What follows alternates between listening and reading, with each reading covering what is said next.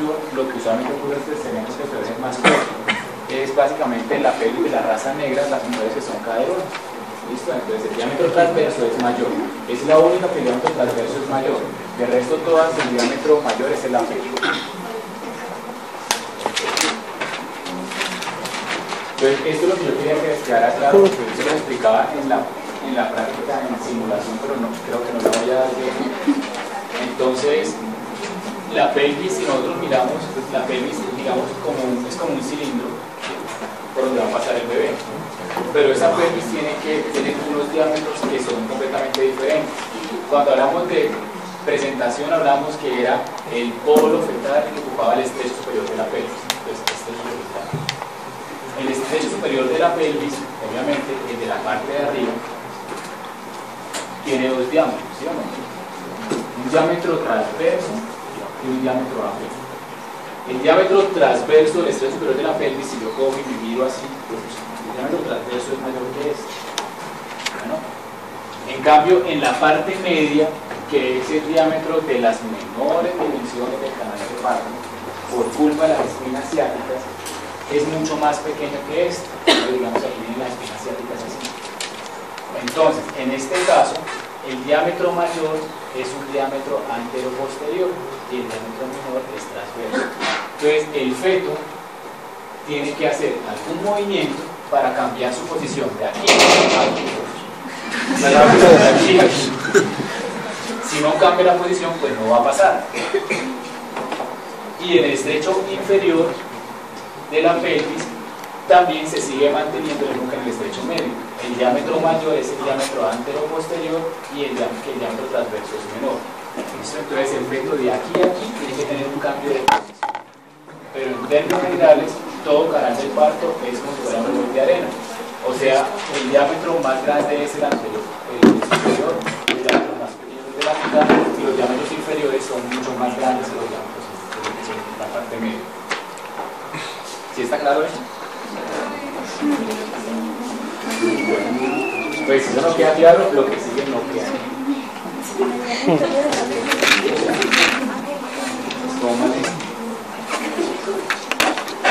En el estrecho superior de la pelvis, el diámetro mayor es el diámetro transverso. O sea, coja usted una sierra y corte por aquí y medir así, pues es más ancho así que así. ¿Sí? Cuando llega al estrecho medio es algo diferente. Como tengo dos huesos salidos hacia acá, pues es más pequeño el diámetro transverso y el diámetro antero-posterior es más grande. En el estrecho inferior es lo mismo. Ahora, mecanismos del trabajo del parto. Entonces, existe una cosa que se llama movimientos cardinales del trabajo del parto. Estos movimientos son los cambios de posición que debe tener el feto, ¿sí? En este caso, pues la presentación, ya sea presentación torácica o cefálica, lo más común obviamente es la cefálica, todos los cambios de posición que debe optar durante el paso a través de ese canal del parto, que es como un reloj de arena. Él tiene que tener unos movimientos, él no puede nacer así como así.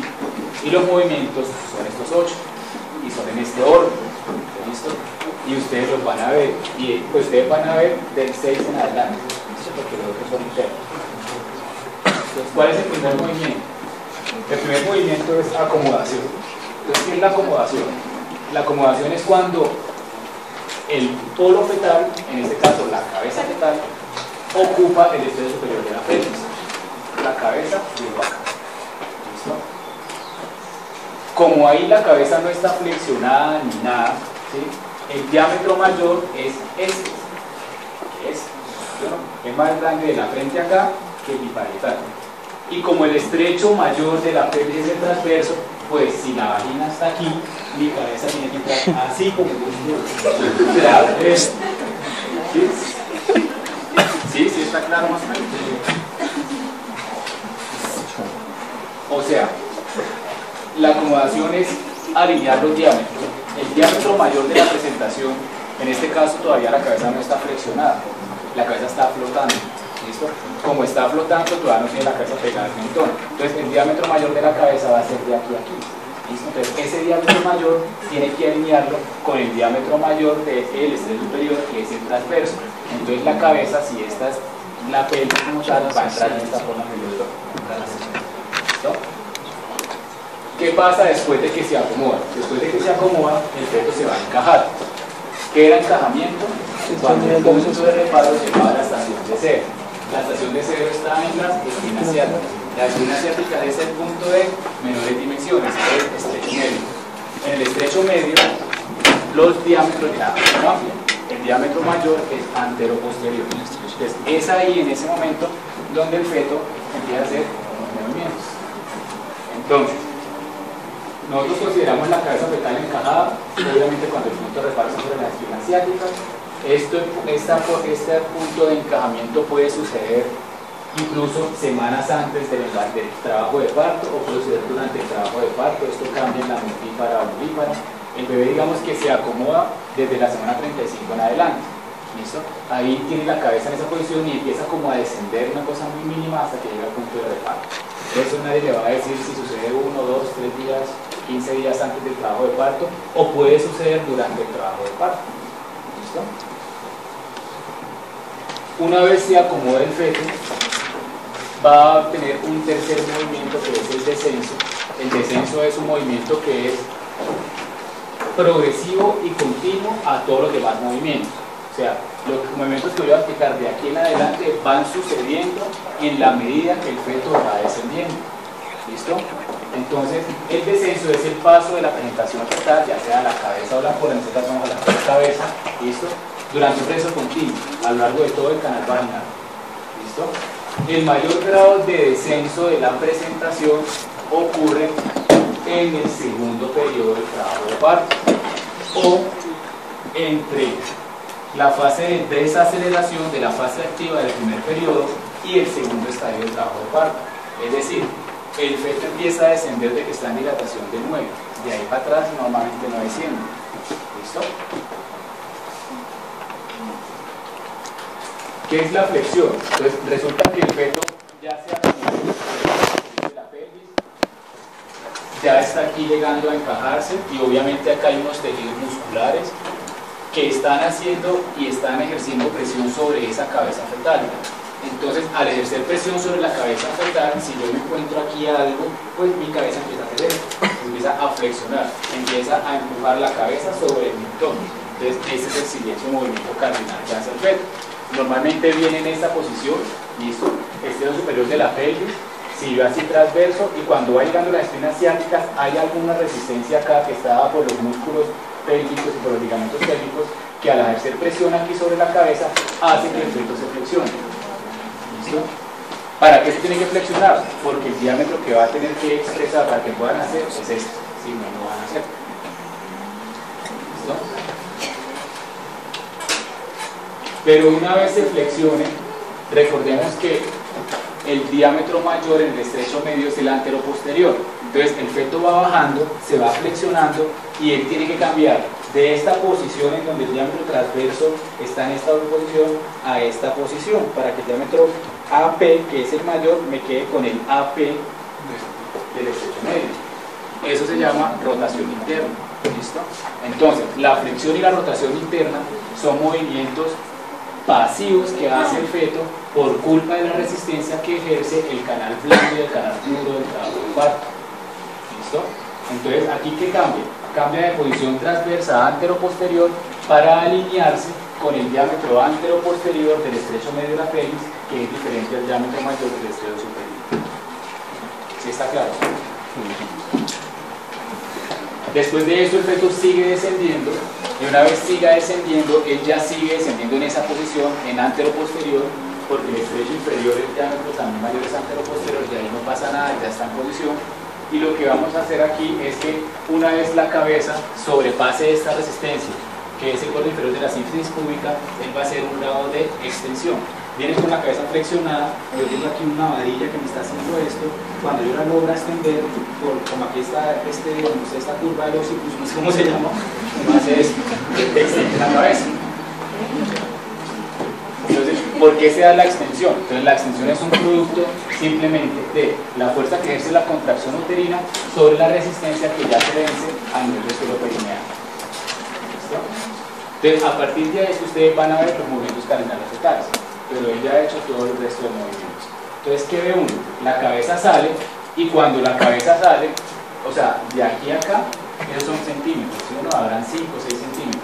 Una cabeza afectada, pues mide eso. Entonces, la cabeza ya salió, la cabeza extendió, pero los hombros están en el extremo superior de la pelvis.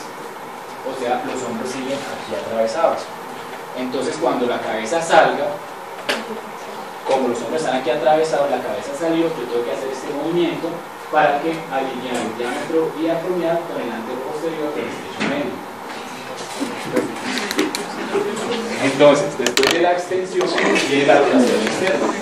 ¿Qué es la rotación externa? La cabeza salió así, se rota sola, eso lo van a ver en todos los partos, eso es un movimiento que hace sobre el feto, y es rotar la cabeza 45 grados, y una vez que la cabeza 45 grados, alinea el diámetro mayor diacromial con el diámetro AP del estrecho medio y el estrecho inferior. ¿Listo? Eso se llama rotación externa, se llama restitución. Y después de eso sí se da el parto de hombro anterior y el parto de hombro posterior, y ya a partir de ahí pues nace el resto del cuerpo. Entonces esos son los 8 movimientos cardinales totales que tiene que hacer el feto para que haya un trabajo de parto exitoso. Son 8 en total. Entonces estos movimientos son los que no es posible hacer cuando en el estrecho superior de la pelvis está ocupado por el hombro. Entonces por eso el hombro no es una presentación, pero yo sí puedo tener una situación transversa. ¿Claro? Parto encodálico. El parto encodálico son aproximadamente el 4% de todos los partos. Normalmente el parto podálico ocurre más en embarazos pretérminos. Aproximadamente el 30% de los partos podálicos son embarazos pretérminos menores de 28 semanas. El 7% son aproximadamente para 32 semanas de gestación. Esta es la frecuencia de presentación, las modalidades de presentación podálica. Como yo les había dicho, la completa, que es la que generalmente no nace, es la menos frecuente, mientras que la que más nace, que es la incompleta de nalgas puras, es la más frecuente. ¿Listo? Factores de riesgo para parto encodálico. Entonces, hay unas condiciones que normalmente hacen que la mujer tenga generalmente una presentación podálica. Por ejemplo, parto pretérmino. Obviamente, normalmente los fetos están todos pequeños y más o menos después de la semana 27, después de la semana 28, van y obviamente hacen una rotación, un giro y se convierten en cefálicos. Entonces, entre más pretérmino sea el trabajo de parto, hay mayor probabilidad de que esté podálica, porque todavía no ha hecho esa rotación. Las pacientes que tienen anencefalias o que tienen trisomías tienen mayor incidencia de partos podálicos. La gestación múltiple, obviamente porque hay menor sitio para hacer esa rotación, pues obviamente si hay dos fetos, ¿cómo hacen para rotarse? Hay mayor incidencia de partos podálicos. La paciente que tiene placenta previa por bien corto, las malformaciones uterinas, la miomatosis y la placenta funda. El diagnóstico de un parto podálico o de una presentación podálica se hace con maniobras de Locos, que nosotros en la clase las explicarán, o mediante un tacto vaginal, pues si la señora llegó en expulsivo y todo, depende de lo que uno toque, o obviamente con ecografía, uno tiene que idealmente tener una ecografía del último trimestre y ya uno sabe si está cefálico o si está podálico. ¿Listo? Entonces, los mecanismos del trabajo de parto podálico es lo mismo, ¿sí? Los mismos mecanismos que tiene que hacer el feto encefálico los tiene que hacer en podálico.